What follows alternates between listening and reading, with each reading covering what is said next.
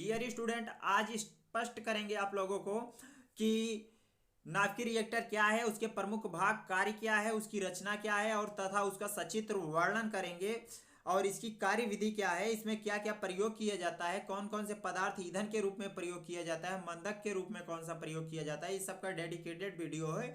इसी वीडियो में आप लोग को नाभिकीय रिएक्टर स्पष्ट हो जाएगा, आप भूल ही नहीं पाओगे। चलिए वीडियो की शुरुआत करते हैं। इसमें नाभिकीय रिएक्टर में ग्रेफाइट की ईंटों का एक ब्लॉक बना होता है जिसमें यूरेनियम छड़ें लगी रहती हैं।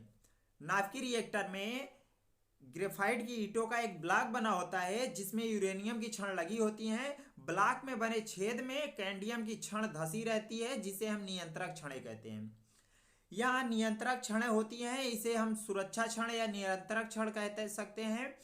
कैडमियम की छड़ जो होती है उसे ये प्रक्रिया को धीम तेज किया जा सकता है अंदर बाहर करके।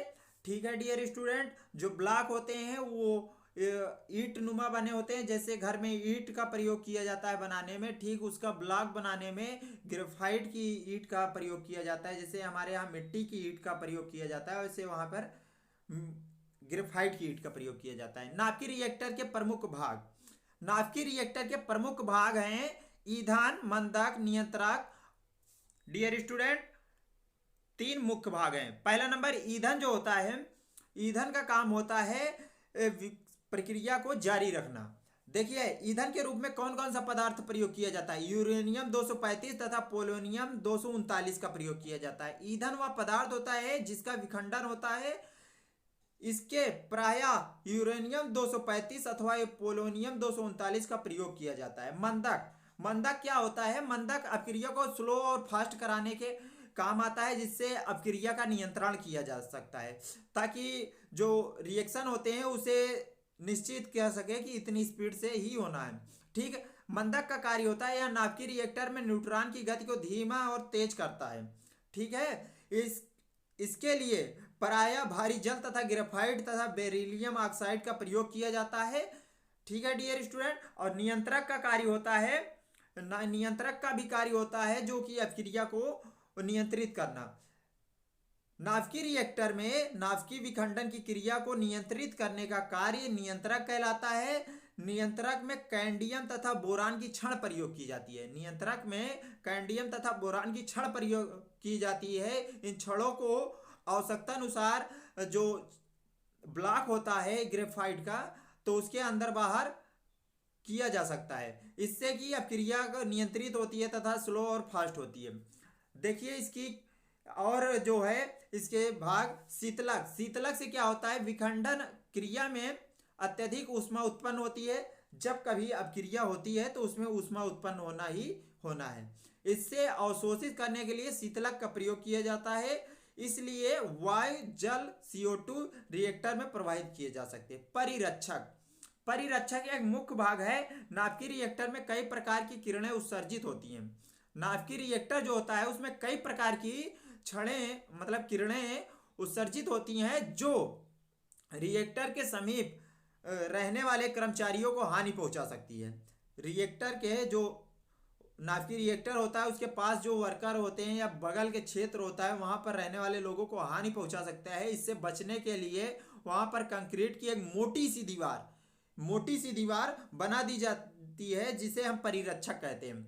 आइए नाभिकीय रिएक्टर की हम कार्यविधि को समझते हैं। आगे कार्यविधि है, देखिए डियर स्टूडेंट, नाभिकीय रिएक्टर में सदैव न्यूट्रॉन होता है, इसलिए जब रिएक्टर को चलाना होता है तो कैडमियम की छड़ को बाहर खींच लेते हैं।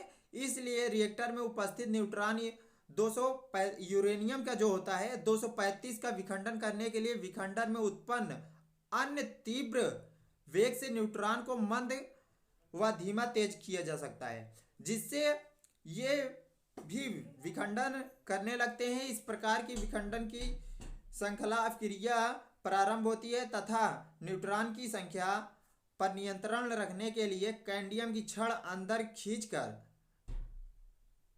देते हैं। इस प्रकार विखंडन में उत्पन्न ऊर्जा को नियंत्रित किया जा सकता है।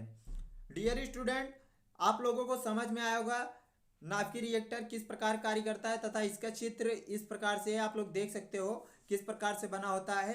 ग्रेफाइट ईंटों का बना होता है तथा इसमें सुरक्षा छड़ें कैंडियम की लगी होती हैं तथा ये जो कैंडियम की छड़ होती हैं ये सुरक्षा तथा जो क्रिया होती है उसको स्लो फास्ट कराने के काम आती हैं डियर स्टूडेंट। और आप लोगों को बता दें इसके इसके में इस जो होते हैं फैक्ट्रियाँ होती है इसमें काम करने के लिए बहुत ही सतर्कता से काम करना पड़ता है क्योंकि इसमें जो किरणें निकलती हैं बहुत ही खतरनाक होती हैं। यूरेनियम 235 तथा पोलोनियम 239 से जो किरणें निकलती हैं बहुत ही डेंजर होती हैं जो कि हमारे त्वचा के कैंसर में बहुत ही ज़्यादा सहायक होती हैं जो कि त्वचा का कैंसर बहुत ही जल्दी से हो जाता है इससे। ठीक है, अब मिलते हैं अगले वीडियो में। अगर वीडियो अच्छा लगा हो और बोर्ड की एग्ज़ाम की दृष्टि से ये बहुत ही इंपॉर्टेंट क्वेश्चन से भी था। ठीक है, अगर वीडियो अच्छा लगा हो तो लाइक कर दीजिए, चैनल को विजिट कीजिए, देखिए वीडियो अच्छा लगे तो सब्सक्राइब कर लीजिए, बेल आइकन प्रेस कर दीजिएगा।